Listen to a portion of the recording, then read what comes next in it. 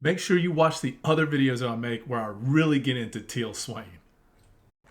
Let's just get into it. Teal Swan is a YouTuber and spiritual teacher. Whenever you're in any type of a situation or a setup of a relationship, could be even a job, you want to ask yourself, what am I giving up for the sake of this thing? We chat about what childhood experiences lead to creating narcissism, what a soul retrieval is and how you can do it, and if claims of remote viewing, ESP, and seeing auras are legitimate.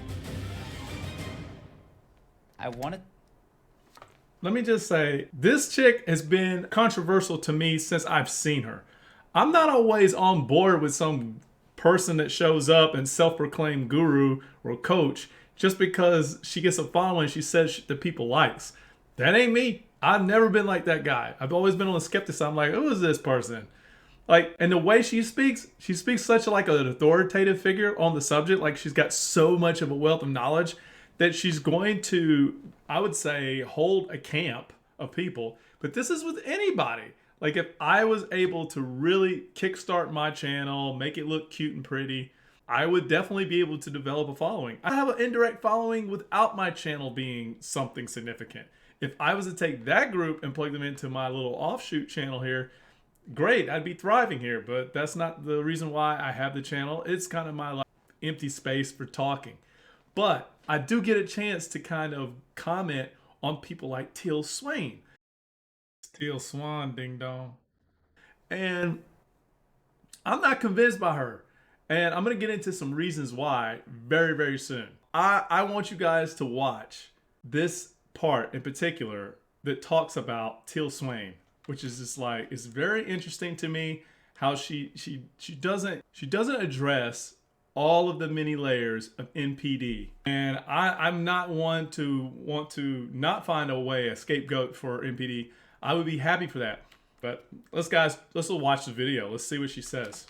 And according to you, and something that I've come to believe, they actually come very predictably from certain childhood experiences and predictable responses to those childhood experiences. So let's talk about those, and then generally for somebody who maybe isn't a narcissist, what they might find in themselves from their childhood.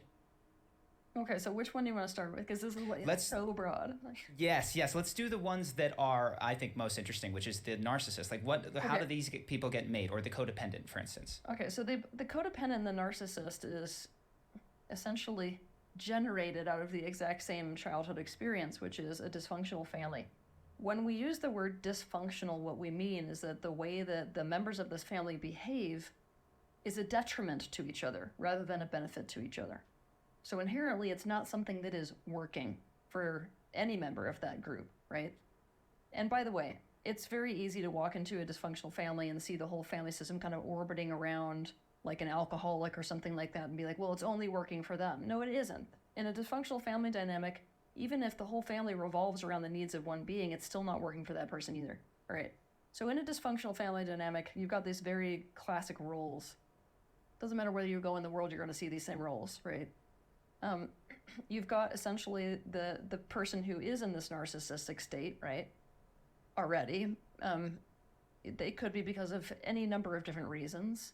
And that person is only thinking about themselves. They're literally stuck in it's all about me. So that person is going to look more on an overt way, like everything happens the way they want it to happen.